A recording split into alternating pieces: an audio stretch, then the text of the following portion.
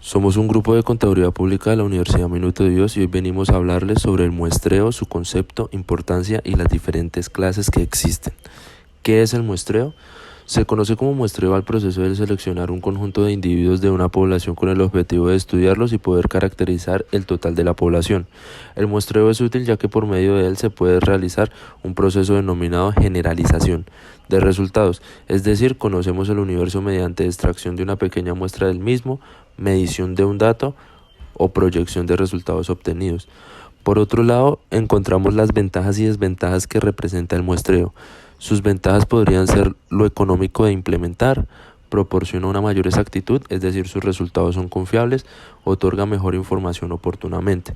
Y las desventajas encontramos que el muestreo no se puede aplicar a poblaciones pequeñas. El proceso requiere de personal calificado y la repercusión de los errores es mucho mayor en la muestra.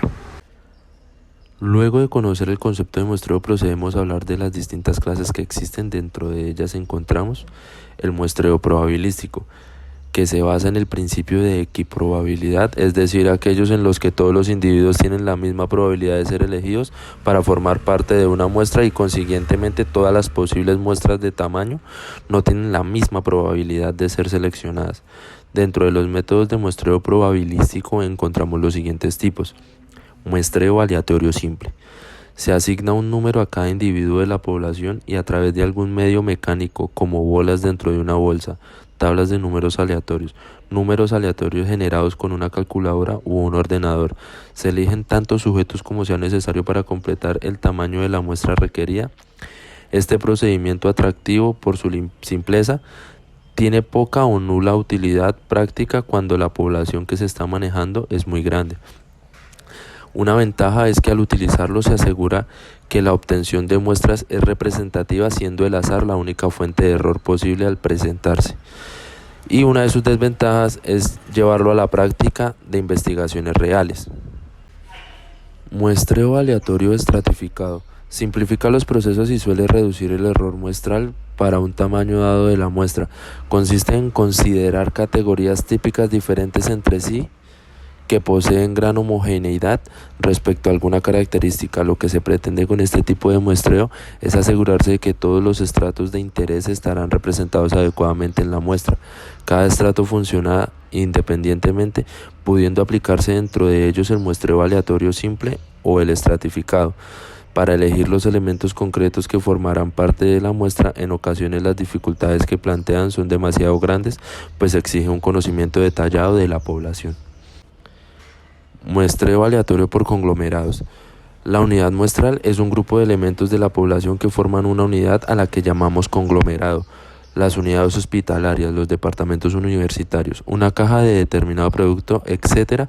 son conglomerados naturales. En otras ocasiones se pueden utilizar conglomerados no naturales, como por ejemplo las urnas electorales. Cuando los conglomerados son área geográfica, suelen hablarse de muestreo por áreas. La ventaja es de tipo operativo, ya que al seleccionar un conglomerado a estudiar suele ser más fácil y económico que hacer una muestra aleatoria o sistemática. Ejemplo, al usar conglomerados geográficos puede representar un importante ahorro de desplazamientos en personas. Desventajas: el riesgo sería que los conglomerados no sean realmente homogéneos entre ellos. Métodos de muestreo no probabilísticos. A veces para estudios exploratorios el muestreo probabilístico resulta excesivamente costoso y se acude a métodos no probabilísticos, aun siendo conscientes de que no sirven para realizar generalizaciones, estimaciones inferenciales sobre la población, pues no se tiene certeza de la muestra extraída sea representativa, ya que no todos los sujetos de la población tienen la misma probabilidad de ser elegidos. En general, se seleccionan a los sujetos siguiendo determinados criterios, procurando en la medida de lo posible que la muestra sea representativa.